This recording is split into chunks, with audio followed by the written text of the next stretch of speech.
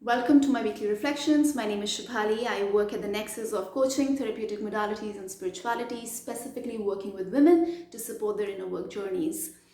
This week, or this last week, I reflected a lot on my privileges, and there was a lot of gratefulness that I had.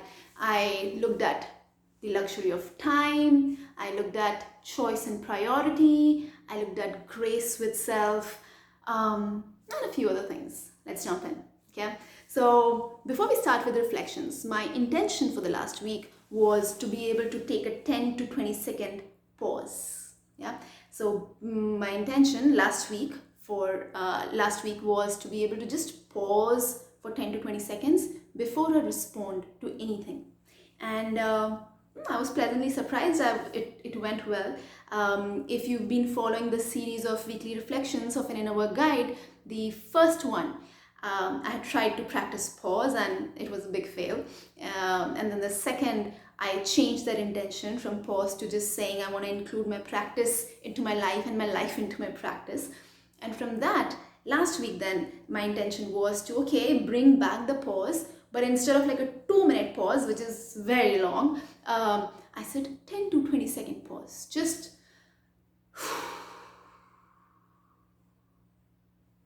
ground, breathe, ease, 10 to 20-second pause, and then respond, then act. I'm just looking at my notes. It went pretty well.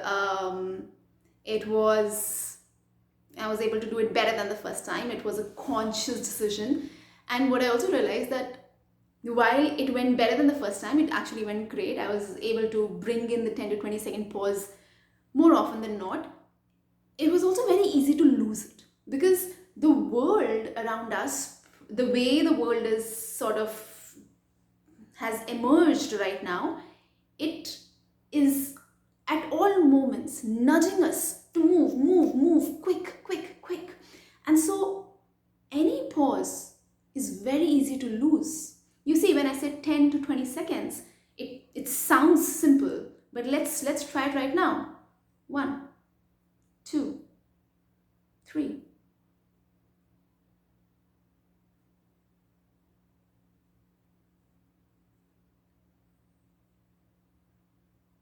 If I haven't yet lost you, then congratulations, you at least have a 10-second attention span, right? So 10 to 20 seconds, it seems just 10 to 20 seconds, and yet it is hard to even hold it for just 10 to 20 seconds. And so having grace with the self, with whatever you are trying to change, with whatever you are trying to work on for yourself right now, bringing in a little bit of grace, because anyone who's on their inner work journey, who's on their own healing evolution work journey, the world or most of the world is not built in the way to support that in the right, healthy, happy way. Yeah. And so you're going against a lot of currents. And so again, just some grace for yourself. In fact, having that grace for myself, it being very, very important, was my second reflection from this week.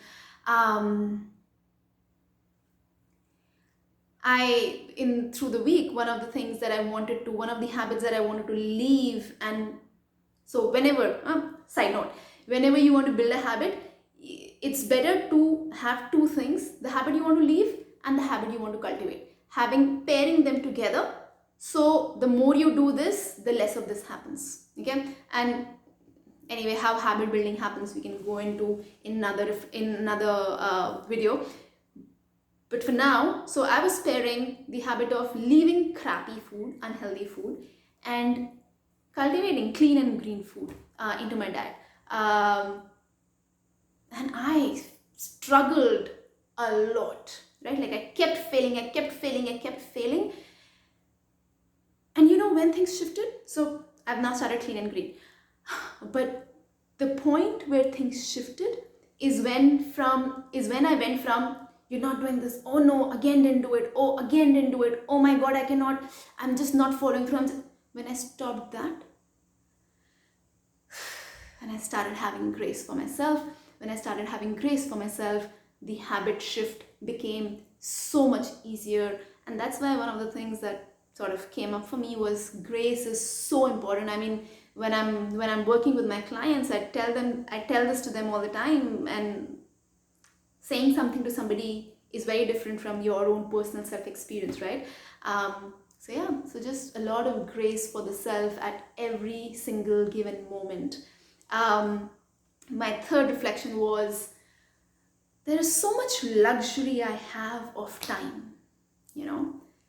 There's a lot of free space and time that I have consciously cultivated. Like the life that I live right now is a very, very consciously cultivated life that has a lot of spaciousness in terms of, well, even my house, but specifically time.